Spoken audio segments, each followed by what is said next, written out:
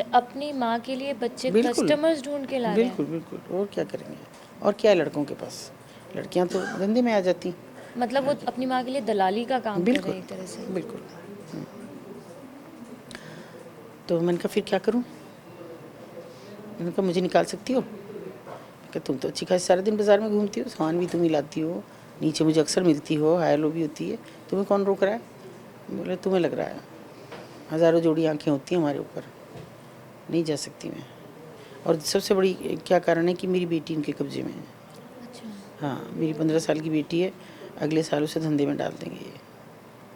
तो तुम मेरी बेटी को बचा सकती हो तो मैं निकल जाऊंगी। मैंने कहा उसका रास्ता बताओ, मुझे तो नहीं पता। उसने कहा कि रास्ता कुछ नहीं, मुझे एक रात के लिए बाहर बुलाओ अपना फेक कस्टमर भेज के, यहाँ पैसे जमा कराओ, आईडी जमा कराओ और उस रात भर के बीच में तुमको ला के देना मेरी बेटी को। मैंने 1-2 दिन का समय मांगा क्योंकि मुझे तो रास्ता ही नज़र नहीं आ रहा था कुछ भी, कैसे निकालूंगी। मैंने अपने यहाँ के एडमिनिस्ट्रेशन में बातचीत शुरू करी, कि सर इतनी सी मदद कर दो कि वो लड़की निकल जाए। अच्छा कॉज था तो किसी ने मना भी नहीं किया, और वो ज़माना भी इतना ख़राब नहीं था, ये 94 की बात है। 2 साल मुझे जाते हुए हो गए थे वहाँ पे।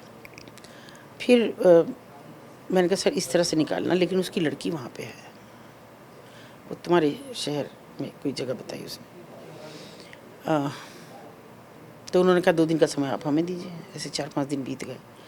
खैर उन्होंने अपने ढंग से किया क्योंकि मोबाइल फ़ोन तो होते नहीं थे, और उन्होंने सब वहाँ के लोकल एडमिनिस्ट्रेशन से बातचीत की, लड़की का पता लगाया कि है, और ये तय हुआ कि हम जब अपना बंदा बाई रोड भेजेंगे तो वो आपको 1 सेकंड भी नहीं लगाना लड़की को लेके, और तुरंत उसे बॉर्डर पास कराना है, मतलब राजस्थान बॉर्डर पार करा दो, फिर वो जब दिल्ली भी पार करा दो। ये सब हो गया। लड़की को हम रात को बुला लिया, उसकी आईडी भी जमा हो गई, पैसे जमा हो गए। अब वो सुबह 6 बजे तक का उसने हमें टाइम दिया था। अब बीच में तो कोई संपर्क हो नहीं सकता था। वहाँ जाने पे तो उस आदमी ने, शायद जो भी अधिकारी हमारे साथ बैठे हुए थे, उनसे बता दिया था कि भाई हम लेके चल रहे हैं अभी, लेकिन उसके बाद तो कोई संपर्क हो नहीं रहा था।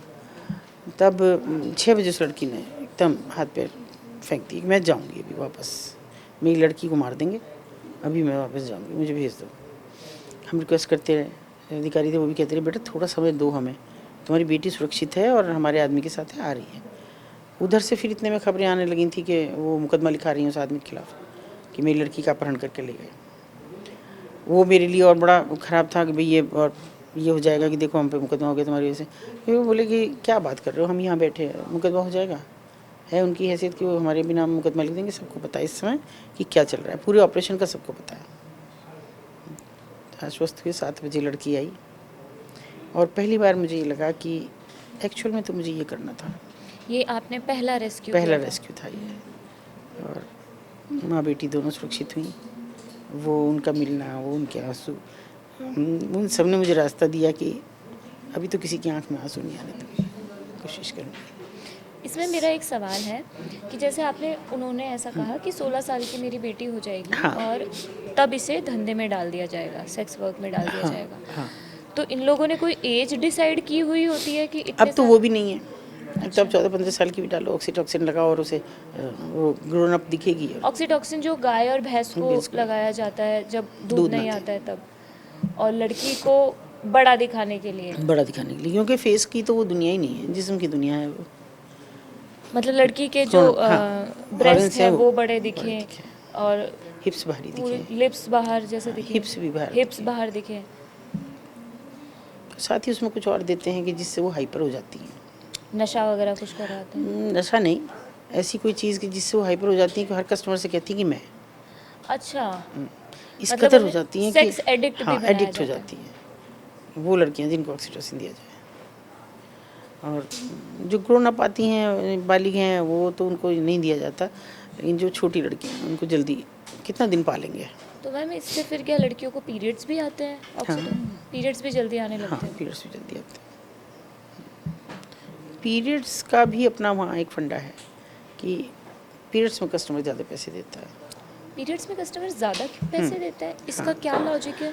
और कहते हैं कि जब पीरियड्स में होती है तो लड़की थोड़ा सा, उसके हार्मोन्स हाइप होते हैं, हाँ हाँ। तो तब वो उनका एक अलग प्लेजर है। क्योंकि वो मना भी करेगी, हाथ पैर फेंकेगी, और पीरियड्स दर्द में भी लड़कियों को महसूस होगा। पहले ही कितना दर्द कितना होता है। दर्द होता है, उस दर्द को भी मना करेगी, और वही उनका अल्टीमेट प्लेजर है। जितना मना करेगी, जितना शोर मचाएगी, वो उनका कैसा प्लेजर है कि जिसको वही महसूस करते होंगे। हम जिसे दर्द महसूस करते हैं वो उसमें उनका प्लेजर है। और इनके प्लेजर के क्या क्या तरीके होते हैं आपने ये कि लड़कियों- कुछ भी कोई भी ऐसी आप 60 साल का आदमी 65 साल का आदमी है, उससे नहीं सेक्स भी नहीं होगा। मैंने पूछा ये क्यों आया, ये क्यों क्या करेगा, और मांग तो रहा है, और ये वाली लड़की भेज, सुंदर सी एक लड़की।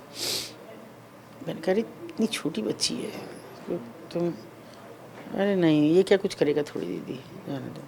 लड़की चली गई, थोड़ी देर में उसकी बड़ी चीखें बाहर आई। मैंने कहा वो चीख रही है, तुम समझ नहीं रही हो कि वो क्या कर रहा है उसके साथ। बोले कुछ नहीं, चीखती नहीं है तो अभी लात मार के बाहर फेंकेगा, दूसरी लड़की मांगेगा कि ये तो ठंडी है, तुम होने दो जो हो रहा है। लेकिन थोड़ी देर में वो, मैंने कहा भी अगर ये और ज़्यादा मुझे इसकी आवाज़ आई तो मैं कसम से बता रही हूँ कि मैं सब बवाल करूँगी फिर। और ये उन्होंने बताया कि फिर मैं हाथापाई करती हूँ। मैंने निकालो बाहर लड़की को, नहीं मैं पर्दा हटा रही हूँ, पर्दा ही तो है, कुछ दरवाज़ा तो कुछ है नहीं। उसने बुलाया खैर उसे बाहर, तो लड़की ने शॉर्ट्स पहन रखे थे, लहू लुहान थी, और वो बड़ा इतनी कुत्सित हंसी हंसता हुआ आ रहा था वो आदमी, इतना गंदा सा आदमी झुका हुआ। तो मैंने कहा बेटा क्या हुआ तुम्हें, क्या कर रहा था तुम्हारे साथ। बोले पैर के अंगूठे को डाला है, और उसमें नाखून बड़ा हुआ था, और वो शायद 16 साल की बच्ची नहीं थी। आप इमेजिन करेंगे वो उस दर। मुझे हैरत होती है सोशल मीडिया के ज़माने में कि जब कोई ये कहता है कि आई एम प्राउड, नहीं जानती देखो आ क्या होना, जो कि जीना क्या होता है। वो सेक्स की दुनिया नहीं है, वो उनकी प्लेजर की दुनिया है, जहाँ वो जैसे चाहे कमज़ोर पे ताकत की आजमाइश है। बाज की डनों फंसी हुई जैसे चिड़िया, जिसको कोई हक नहीं है कि वो मना करे, कोई हक नहीं है कि वो अगर बदतमीज़ी से उसको ट्रीट कर रहा है कि वो उसे मना करे, नहीं कर सकता, क्योंकि जितनी चोट पहुंचाएगा उतना वो आवाज़ करेगी, और वही उसका प्लेजर।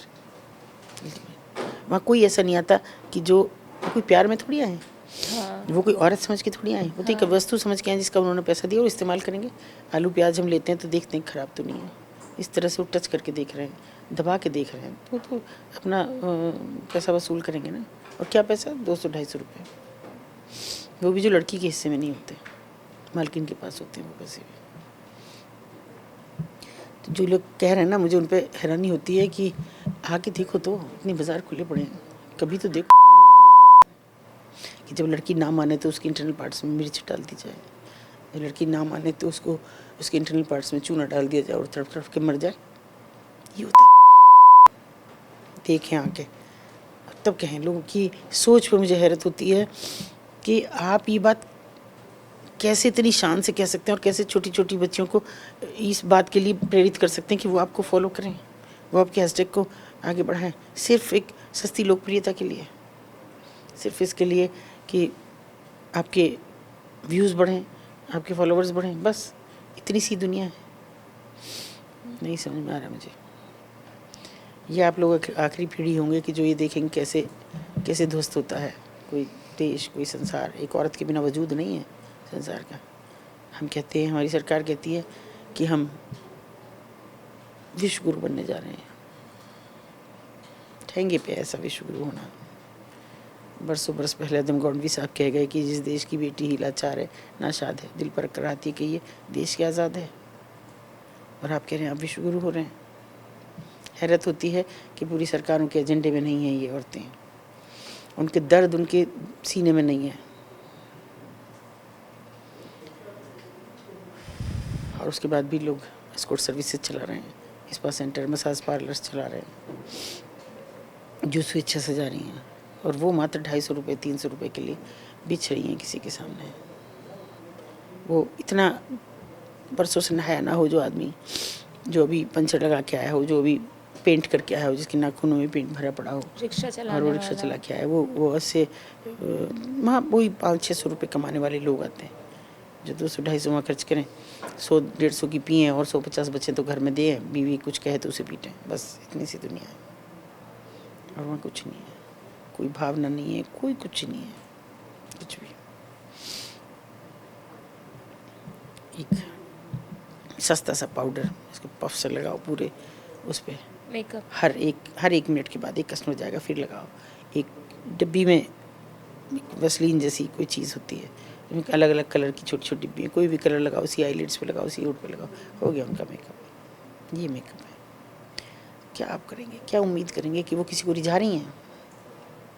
उन्हें खिड़की पे खड़े होना है, उनका अंतर्मन रो रहा हो, उनकी आत्मा रो रही हो, लेकिन उन्हें देखिए, जो लड़की एक भले घर से आई हो और वहाँ उसे नीचे वाले को कहना हो कि आ जाओ, और अपने आप को दिखाना हो, ब्रेस्ट को दिखाना हो कि मैं ऐसी हूँ, ऊपर आ जाओ मेरे पास, तो क्या महसूस करती होगी वो? जीते जी मरती हैं मर के। उनको मारने के लिए किसी हथियार की ज़रूरत नहीं है, वो तो कब की मर चुकी होती हैं, कोई नहीं उनके पास। झूठ, छल, हर चीज़ उनके अंदर समाई हुई होती है।